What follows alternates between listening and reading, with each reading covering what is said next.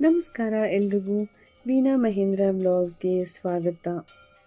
ಇವತ್ತಿನ ವಿಡಿಯೋದಲ್ಲಿ ಕೆಂಗೇರಿ ಯಲ್ಲಿರುವ ಶ್ರೀ ಗುಟ್ಟೆ ಆಂಜನೇಯ ಸ್ವಾಮಿ ದೇವಸ್ಥಾನವನ್ನು ತೋರಿಸ್ತಾ ಇದ್ದೀನಿ. ಆಷಾಢ ಶುರುವಾಗೋದಕ್ಕೆ ಮುಂಚೆನೇ ನಾವು ಇಲ್ಲಿ ಅಭಿಷೇಕಕ್ಕೆ ಕೊಟ್ಟಿದ್ವಿ. ಅಂದರೆ ನಮ್ಮ ಎರಡು ಮನೆಯದು ಹರಕೆ ಇತ್ತು, ಹಾಗಾಗಿ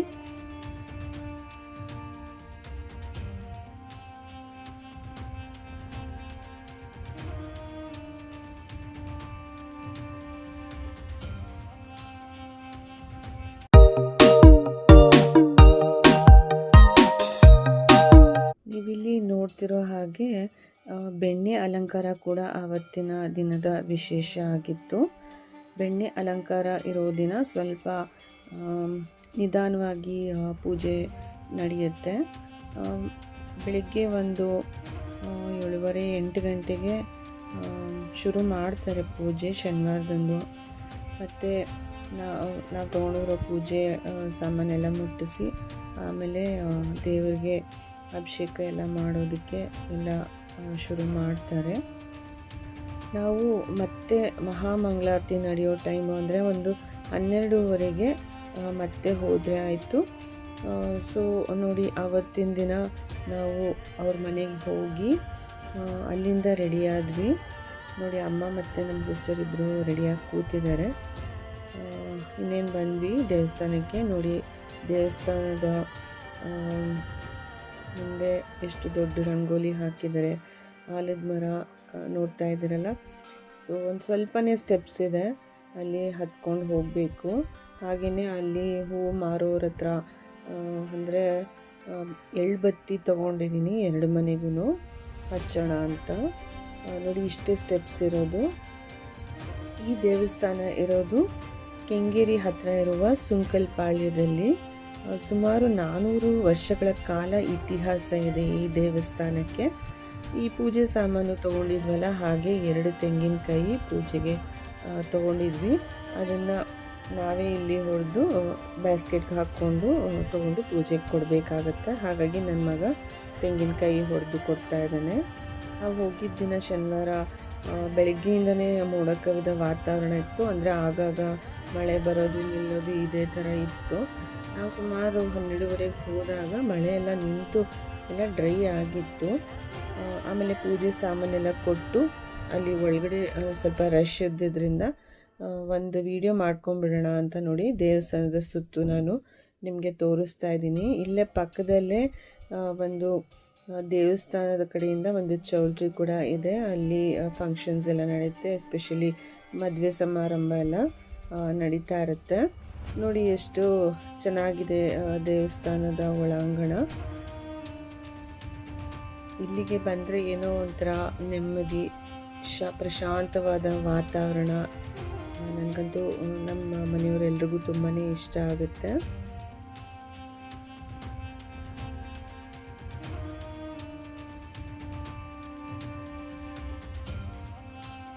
ಇನ್ನು ಮಹಾಮಂಗಳಾರತಿ ಆಗೋದಕ್ಕೆ ಸ್ವಲ್ಪ ಟೈಮ್ ಇತ್ತು. ಹಾಗಾಗಿ ಅಮ್ಮಂಗೆ ಕಾಲು ನೋವು ಅಂತ ಒಂದು ಕಡೆ ಕೂತ್ಕೊಳ್ಳೋದಕ್ಕೆ ಅಲ್ಲಿ ಬೆಂಚಸ್ ಇತ್ತಲ್ಲ, ಅಲ್ಲಿ ಕೂರಿಸಿದ್ವಿ.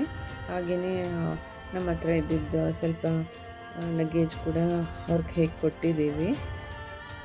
ನೋಡ್ತಾ ಇದ್ರಲ್ಲ ಮೇಲ್ಗಡೆಯಿಂದ ವ್ಯೂ ಹೇಗಿದೆ ಅಂತ ದೇವಸ್ಥಾನದ್ದು. ಹಾಗೆಯೇ ನಾವು ದೇವಸ್ಥಾನದ ಒಳಗಡೆ ಹೋದಾಗ ತುಂಬಾ ರಶ್ ಇತ್ತು. ಮಳೆ ಸ್ಟಾರ್ಟ್ ಆಗಿಬಿಡ್ತು. ಆಮೇಲೆ ಮಳೆ ನಿಂತ ಮೇಲೆ ನಾವು ಮತ್ತೆ ಬಂದು ಟ್ರೈ ಮಾಡ್ತಿದ್ದೀವಿ ಎಳ್ಬತ್ತಿ ಹಚ್ಚೋಕ್ಕೆ. ಎಲ್ಲ ಕಡೆ ನೀರೆಲ್ಲ ನಿಂತ್ಕೊಂಡು ಅದು ಸ್ವಲ್ಪ ಕಷ್ಟ ಆಗ್ತಿತ್ತು ಹಚ್ಚೋದಕ್ಕೆ. ಆಮೇಲೆ ಕಷ್ಟಪಟ್ಟು ಸ್ವಲ್ಪ ಎಣ್ಣೆ ಹಾಕಿ ಹಚ್ಚಿ ಮತ್ತೆ ಒಳಗಡೆ ಹೋದ್ವಿ ದೇವಸ್ಥಾನದ ಒಳಗಡೆ.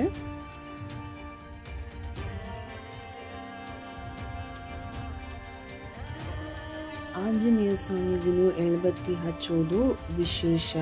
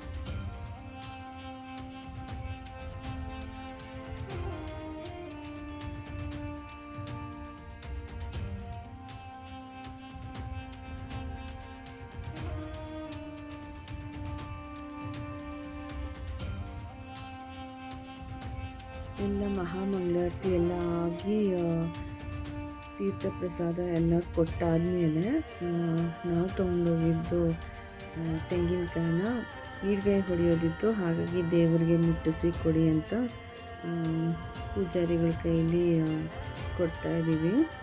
ಅವರು ದೇವ್ರ ಹತ್ರ ಇಟ್ಟು ಅದನ್ನು ಕೊಟ್ಟರು. ಸೊ ಇವಾಗ ನನ್ನ ಮಗನಿಗೆ ಅದನ್ನು ಹೊಡೆಯೋದಕ್ಕೆ ಕೊಡ್ತಾಯಿದ್ದೀವಿ. ಸ್ಟಾರ್ಟಿಂಗಲ್ಲಿ ಗರುಡಗಂಬ ತೋರಿಸಿದ್ದೀನಲ್ವ, ಅಲ್ಲಿ ಮುಂದೆ ನಿಂತು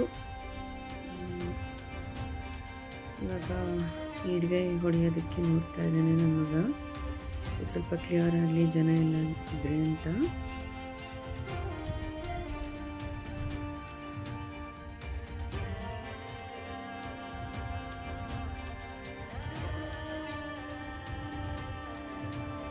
ಹಾಗೆ ದೇವರಿಗೆ ಒಂದು ನಮಸ್ಕಾರ ಮಾಡಿಕೊಂಡು ಈಡ್ಗಾಯಿ ಈಗ ಹೊಡ್ತಾ ಇದ್ದಾನೆ.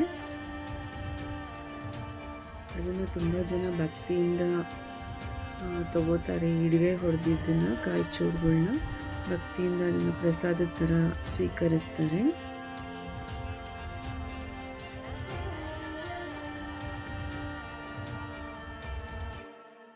ನೋಡಿ, ಇದೆ ಗರುಡಗಂಬ.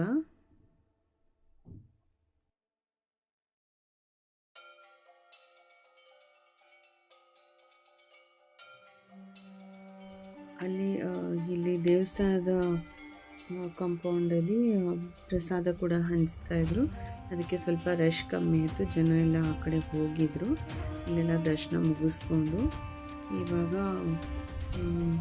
ಹೊಸದಾಗಿ ಬರೋರು ತೀರ್ಥ ಪ್ರಸಾದ ಮಂಗಳಾರತಿ ಎಲ್ಲ ಸ್ವೀಕರಿಸ್ತಾ ಇದ್ದಾರೆ. ನೋಡಿ, ಇಲ್ಲಿಂದ ನಾನು ಆದಷ್ಟು ಪ್ರಯತ್ನ ಪಟ್ಟಿದ್ದೀನಿ ದೇವ್ರನ್ನ ತೋರಿಸೋದಕ್ಕೆ. ಬೆಣ್ಣೆ ಅಲಂಕಾರ ನೋಡ್ತಾ ಇರ್ಬೋದು ನೀವು.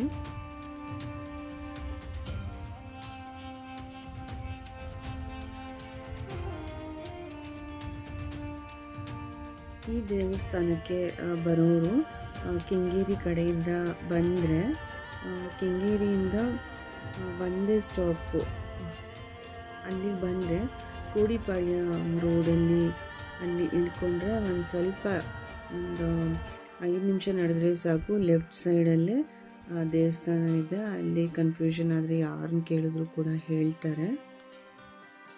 ಉತ್ರಳ್ಳಿ ರೋಡ್ ಕಡೆಯಿಂದ ಬರೋದಾದರೆ ಕೂಡ ಕೆಂಗೇರಿಗಿಂತ ಹಿಂದಿನ ಸ್ಟಾಪಲ್ಲಿ ಇಳ್ಕೊಂಡು ಕೋಡಿಪಾಳ್ಯ ರೋಡ್ಗೆ ಹೋಗೋ ರೋಡ್ ಹತ್ರ ಬಸ್ ಸ್ಟಾಪ್ ಇದೆ. ಅಲ್ಲಿ ಇಳ್ಕೊಂಡ್ರೆ ಒಂದು 2-3 ನಿಮಿಷ ನಡೆದ್ರೆ ಸಾಕು. ಲೆಫ್ಟ್ ಸೈಡಲ್ಲಿ ನಿಮಗೆ ದೇವಸ್ಥಾನ ಸಿಗುತ್ತೆ. ಮತ್ತು ಹುಡ್ಕೋದೇನು ಕಷ್ಟ ಆಗೋದಿಲ್ಲ, ಯಾಕೆಂದರೆ ಯಾರನ್ನು ಕೇಳಿದ್ರು ಗುಡ್ಡೆ ಆಂಜನೇಯ ಸ್ವಾಮಿ ದೇವಸ್ಥಾನ ತೋರಿಸ್ತಾರೆ. ನಾವು ಅಭಿಷೇಕಕ್ಕೆ ಕೊಟ್ಟಿದ್ವಲ್ಲ, ಹಾಗಾಗಿ ನಮಗೆ ಸಪ್ರೇಟಾಗಿ ಬಾಕ್ಸಸಲ್ಲಿ ಪ್ರಸಾದ ಕೂಡ ಕೊಟ್ಟರು. ಇಲ್ಲಿ ಬಾಳೆಹಣ್ಣಿನ ರಸಾಯನ, ಪುಳಿಯೋಗರೆ, ಮೊಸರನ್ನ, ಹಾಗೆಯೇ ದೇವ್ರ ಪ್ರಸಾದ ಗಂಧ ಮತ್ತು ತೀರ್ಥ ಕೂಡ ಕೊಟ್ಟಿದ್ರು. ಹಾಗೆಯೇ ತುಳಸಿ ಕೂಡ ಕೊಟ್ಟಿದ್ದಾರೆ.